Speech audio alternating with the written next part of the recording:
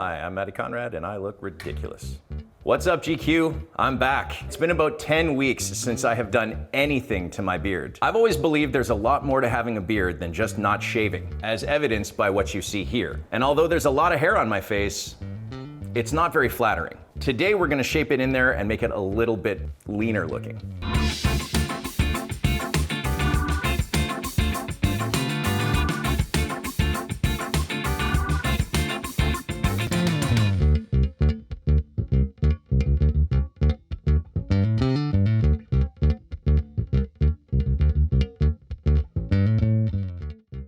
Growing a beard out like this, I'll be honest with you, hasn't been fun.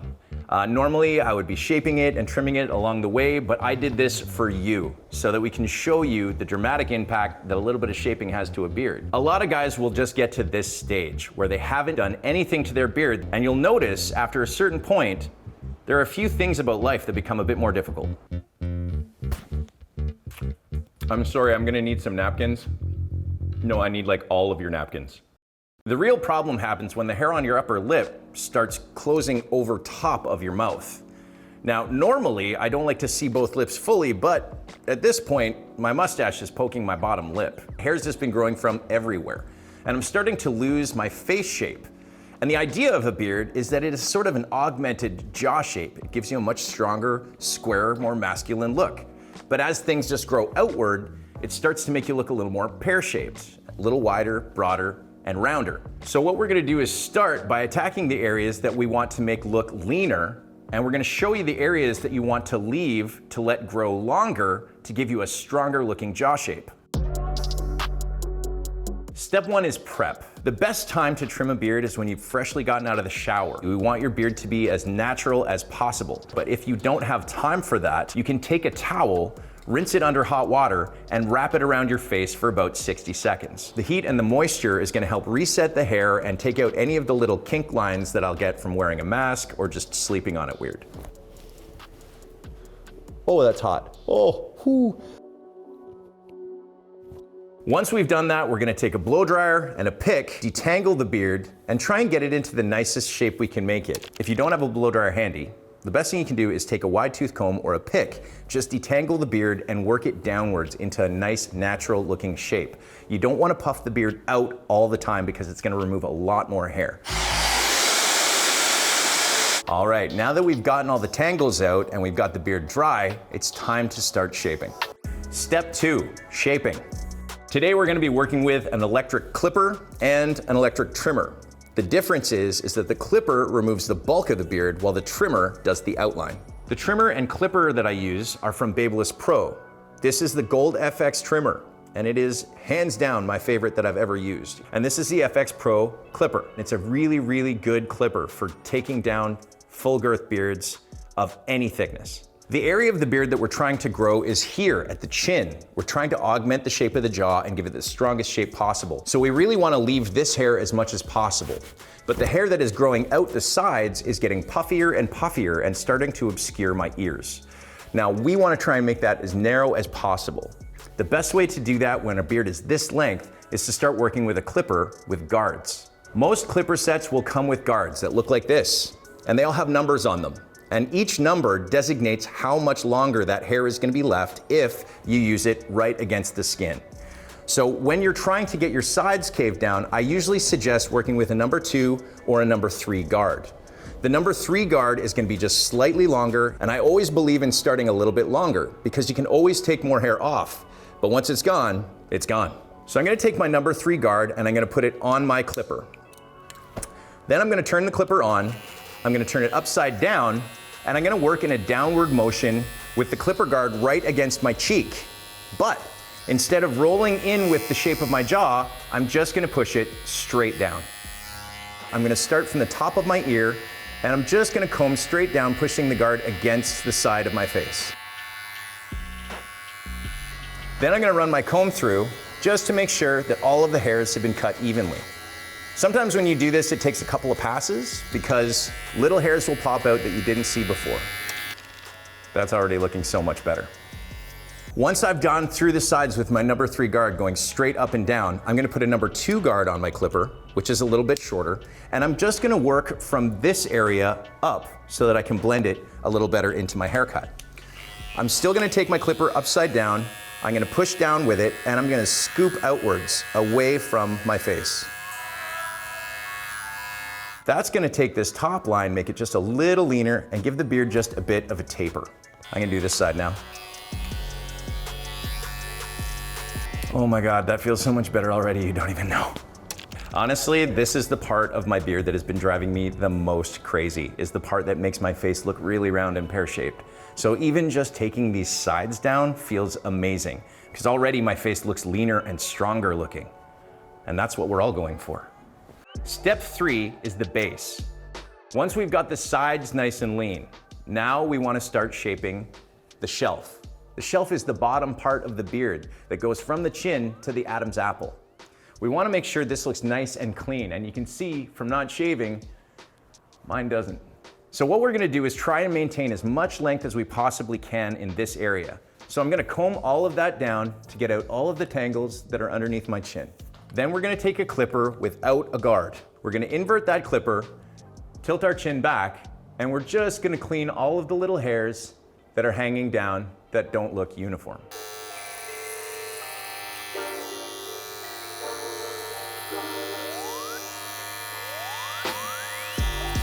Now you can see from my nice white t-shirt that is now covered in hair, there's a fair amount of hair that needed to come off in that area, but it was all sitting behind my chin.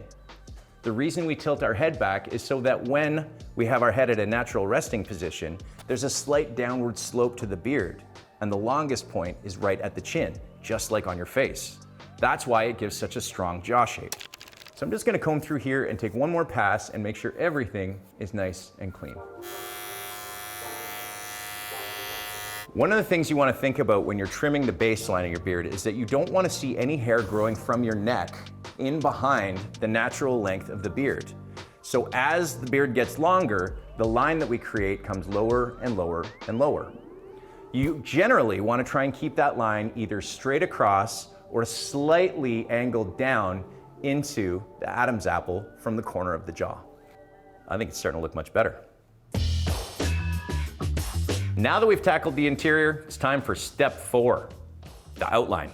For this stage, we're gonna use a trimmer. And a trimmer is designed to press really nice straight lines directly against the skin. When you use it like this and press it right into the hair, you're gonna punch a straight line. If you wanna shave the hair down closer, you're gonna use it flat and work right against the skin. So we're gonna start with our baseline. The baseline is the bottom line of the beard that goes all the way around and generally creates the shape of the beard. We're gonna start behind the ear and we're gonna work our way straight down to the corner of the jaw, trying to make a nice, clean, straight line. Then I'm just gonna take the hair and comb it back very slightly to make sure all of the hair is nice and cleaned up around that back edge. Now we're gonna tackle the baseline. Again, comb all the hair down and create a nice square line right across the neck. Once that's done, turn the clipper to a softer position and remove all of the hair up to that line. Bye-bye, neck beard. Bye-bye. And then we're gonna take the opposite side and clean that area down nice and square. Already. It's starting to look like a beard. Next part of the outline is the top line. Now this one can be a little bit different depending on the shape of your face. If you have a very round, full face, you want to try and keep this line as square and straight as possible. But if you have a narrow face shape, you probably want to try and give it just a little bit of roundness. The way that we do that is tricky because this is straight. So how do we make it round? Here's what we do. We take our finger and we pinch our skin upwards, and then we create a straight line from the corner of our sideburn down to the corner of our mouth.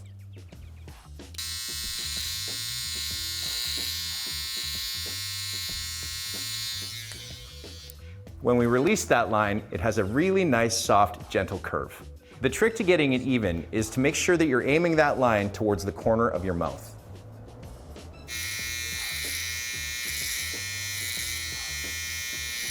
There's the outline for our beard, but there's still one very important step that we have left to do. Step 5, the mustache. Now, the mustache is a very important part of the beard. I believe that the mustache pretty much dictates the entire vibe of the beard. And everybody's mustache is just a little different.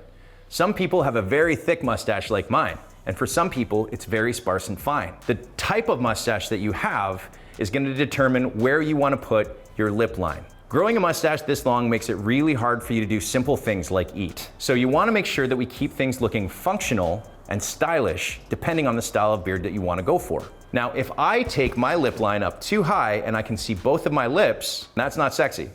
So I always like to make sure that my lip line is slightly lower and peaked in the center, usually over the center of my top lip.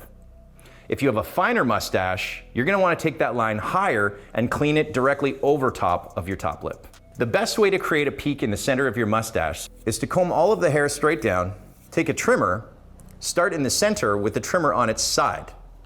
We're gonna start at the center of the lip and we're gonna roll outwards from the center. We're not gonna push the clipper across, we're just gonna roll it outwards so it creates a descending line towards the outside of the mouth. Then we're gonna turn it sideways and do the same on the opposite side. Oh my God, that feels so good. Ah, I'm free, I'm free!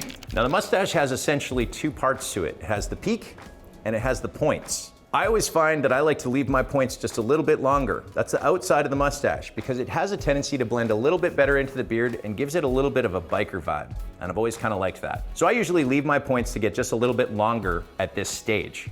But I like to keep the peak very nice and clean so that I can put things in my mouth without it all tasting like a mustache. That doesn't mean that the mustache isn't kind of bulky on its own. So to remove bulk from the mustache, you want to bring it forward just a little bit, comb it out, and then I'm going to take a clipper and a guard, and I'm just going to run over the top of it using my number 3 guard just to take off some of the little things that are poking forward and make you feel kind of like Davy Jones in that movie with the blah, blah, you know, that's not cool. So what I'm going to do is I'm going to take this little trimmer and I'm just going to run it down the front of the mustache. And that should be just enough to get rid of all those little guys that want to spray forward. The last thing we want to do with our trimmer is we want to make sure that we don't have any hairs that are growing straight up. So we're going to outline the top of the mustache and this little corner here, just using our trimmer. That is looking much better. Really important to understand that we didn't need to cut all of the hair. We only needed to cut the problem areas. All of this area in the front, I left completely alone. The only things we needed to clean up were the lip line, the top line, the base line, and take the sides down just a little bit. You can see though the massive impact that that has. It's not gonna be the same kind of shape if you just take a trimmer and a guard and apply it all over everything. That's not gonna make your beard look better. For those of you that have exceptionally thick beard growth, it's probably a good idea for you to invest in some sort of a foil or a razor. I like to use a foil because it gets just as close as a razor and I have a little bit more control on the shaping. So I'm gonna take my foil and I'm gonna run it all over the neck area just to get rid of the last little bit of stubble. There it is, clean as a whistle. Step 6, protecting the beard and the skin. Anytime you shave the hair down really close to or even slightly beneath the skin, you wanna make sure you're protecting your skin and taking care of it. I like to use an aftershave balm to make sure that my skin is nice and clean and sanitized so I don't get any infections or irritation. That feels better. Now it's time to protect the beard hair itself. There's 3 primary products that you want to think about when it comes to taking care of your beard. And the first one is a moisturizing wash. A dedicated beard wash is designed to work with the hair that is on your face that is usually a little more coarse than the hair on your head and keep it nice and soft and clean. I know a lot of you guys are out there probably using a bar of soap, but what that usually leads to is drier hair and drier skin beneath the hair, which means itchy, flaky beard. Not sexy. The next product that you want to use is a beard oil. Now, beard oils are meant to penetrate the hair and the skin to keep them nice and soft and supple. This is going to help you avoid any itch or flaking. Using essential oils as a base for fragrance is always advisable rather than a parfum.